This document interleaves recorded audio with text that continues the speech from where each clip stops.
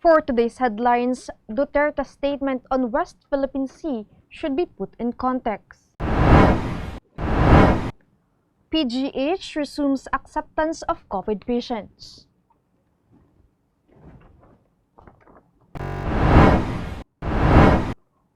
PRC to offer Moderna vaccine. COVID vaccines bulk to arrive in the country.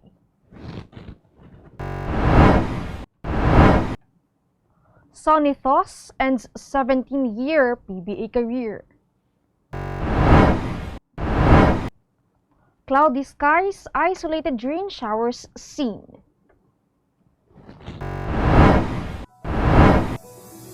Good morning, I am Sonny Locos and you are watching Tribune News on Q. Today is Tuesday, May 18, and now the news. President Rodrigo Duterte on Monday night said he will heed the advice of former Senate President Juan Ponce Enrile and ignore his critics who had been calling him a traitor over his administration's handling of the West Philippine Sea dispute. The chief executive made the pronouncement during a televised meeting with the former lawmaker who lauded his approach on the maritime dispute by saying he did very well. Enrile told Duterte he should think of history and the Filipino people, instead of his critics that he would have done the same thing if he had been in the president's shoes. Duterte's critics have long hit his decision to shove the country's 2016 arbitral award from a Hague-based court as he sought cordial ties with Beijing in exchange for loans and aid, the most recent of which were COVID-19 vaccines. The president has repeatedly argued that the United Nations-backed arbitral tribunal cannot enforce its landmark ruling, which reaffirmed Manila's exclusive economic zone and junked Beijing's sweeping claims in the South China Sea. State-run Philippine General Hospital will resume accepting COVID-19 patients today, a day after it halted hospital admissions due to a fire that damaged a portion of its building over the weekend. PGH Director Dr. Gap Legaspi said the hospital personnel would be ready to receive COVID patients after they cleared the smoke where the fire broke out. About 30 COVID patients had to be relocated in other areas, including the newly designated emergency room, Legaspi said. At present, the hospital has 148 COVID-19 patients, while its COVID-19 bed capacity remains at 250. PGH is the country's largest COVID-19 referral center. The Philippine Red Cross is set to offer Moderna vaccines for 3,500 pesos per 2 doses, Chairman Senator Richard Gordon said on Monday. During a forum of the Foreign Correspondents Association of the Philippines, Gordon revealed that at least 100,000 individuals may avail of the jabs after they procured 200,000 doses of anti-COVID vaccines, which are set to arrive in the country next month. The vaccines, Gordon added, were procured together with the coronavirus jabs from the private sector. According to Gordon, the payment for the vaccine shots will be used to cover the organization's administrative cost, including the procurement of personal protective equipment for the PRC staff. Tribune News on Q will be back after these reminders. Hatch something big! The all-new Honda City hatchback with 4 seating modes. Utility mode, long mode, tall mode, refresh mode. The all-new City hatchback. Hatch more life!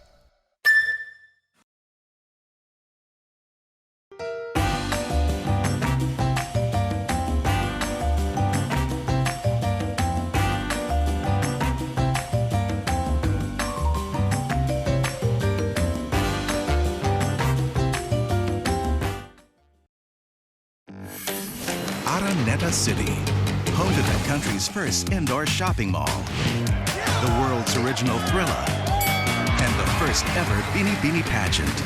Now a place for your first win. Your first catch. Your first home. Your first big break. Your first date. And even your first love. Araneta City, the city of firsts. In related news, Vaccine Czar Secretary Carlito Galvez Jr. said they are expecting the arrival of the bulk of the country's coronavirus jobs in the coming months.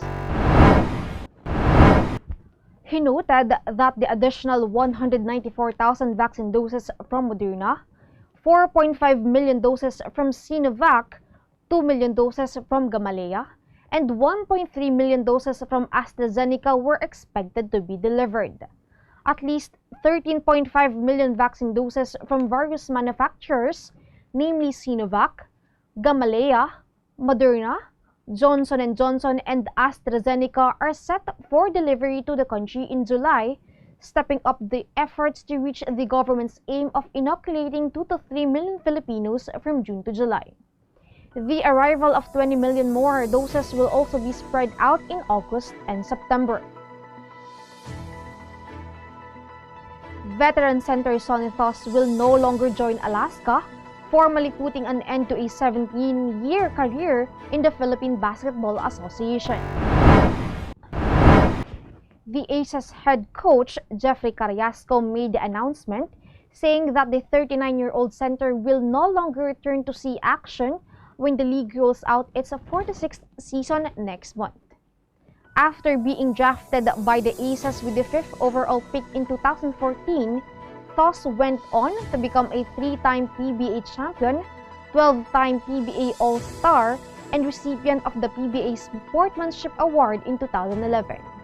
He was also named as Most Valuable Player in the Commissioner's Cup Finals in 2013, which saw the Aces sweep Barangay Ginebra San Miguel in a 5-game series.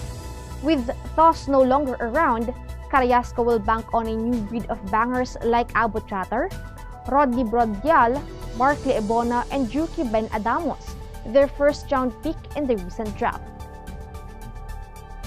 The intertropical convergence zone prevailing over Mindanao will bring cloudy skies with scattered rain showers and thunderstorms over the Davao region, Soc-Sargen, Eastern Visayas, and Surigao provinces. Metro Manila and the rest of the country, meanwhile, will experience partly cloudy to cloudy skies as well as isolated rain showers or thunderstorms due to the easterlies. The projected temperature will play between 25.4 to 36.6 degrees Celsius, while the humidity rate is pegged at 41 to 86%. That wraps up the stories this morning. Catch the latest news on our website tribune.net.ph and follow us on Facebook, Twitter, and Instagram. Subscribe to our YouTube channel, Tribune Now. The Daily Tribune is one with the nation in facing the COVID-19 crisis, and in line with this, the Daily Tribune digital edition on Press Reader is now available for free online. You can also download the Daily Tribune app on Apple Store or Google Play to get the latest and most comprehensive news online. Daily Tribune is also inviting everyone to join its community Viber Kachibu to get updates on the freshest and hottest news and entertainment stories of the day. Tarcito emoticons are also available on our community Viber. Just visit the sticker store and search for Kachibu Community.